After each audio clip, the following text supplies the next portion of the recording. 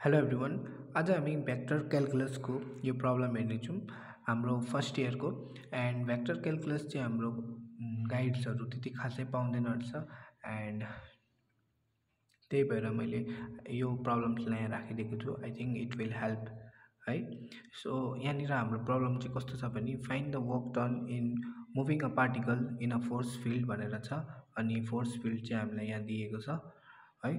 And along the curve भनेर हामीलाई चाहिँ कर्भको चाहिँ एक्स इजिकल टु टी होइन, y equal to t square plus यसरी दिएको छ होइन, from t equal to 0 to t equal to 1सम्म है। एन्ड यसको सल्युसन्सहरू चाहिँ हेरौँ हामीले। सो हामीलाई वर्क डन क्यालकुलेट गर भनेको हो नि त, find the work done. So work डनको फर्मुला छ हाम्रो यो होइन। सो यहाँनिर अब हामीले गिभन हाम्रो प्यारामिटर्सहरू कस्तो थियो त, एक्स इजिकल टु टी, यिनीहरू सबैलाई डिफ्रेन्सिएट गऱ्यो भने हामीले यति लेख्न सक्छौँ होइन। त्यहाँदेखि substitute into dot product. So अब हामी निकालौँ एफ डट डिआर भनेको के हो भनेर हाम्रो हो। सो अब हाम्रो एफ यहाँ छँदैछ माथि। सो जस्ट हामीले डिआरलाई हामीले कम्पोनेन्टमा ब्रेक गऱ्यो भने होइन, सो अनि त्यसलाई मल्टिप्लाई गऱ्यो भने जस्ट हाम्रो भेक्टरबाट आईलाई चाहिँ हामीले रिप्लेस गरेको छौँ एफ डट प्रडक्ट गरेर चाहिँ, किनकि हामीलाई थाहा छ कि आई इन्टु आई भनेको त 1 हुन्छ नि त।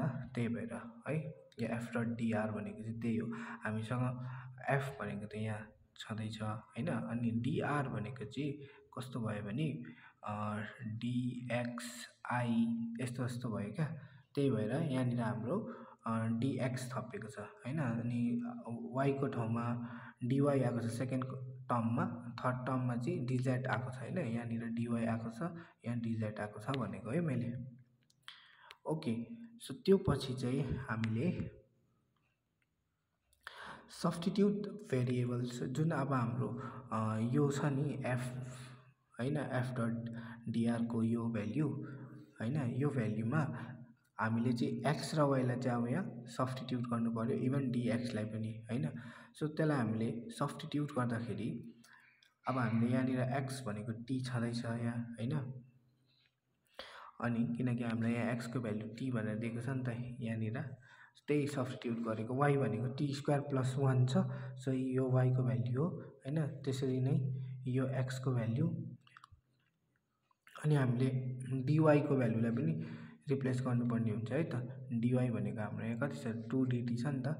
त्यही भएर यहाँनिर 2 डिटी अनि 2टी डिटी भनेर छ यहाँनिर होइन।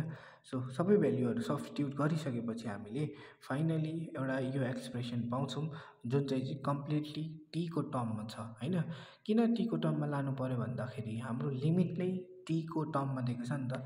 सो इन्टिग्रेट गर्नु पर्दाखेरि त हामीले त्यसलाई टीको टर्ममा गर्नुपर्ने हुन्छ। सो अब हामीले यो एउटा फङ्सन छ, यसलाई चाहिँ इन्टिग्रेट गर्नु पऱ्यो 0 टु 1सम्म होइन।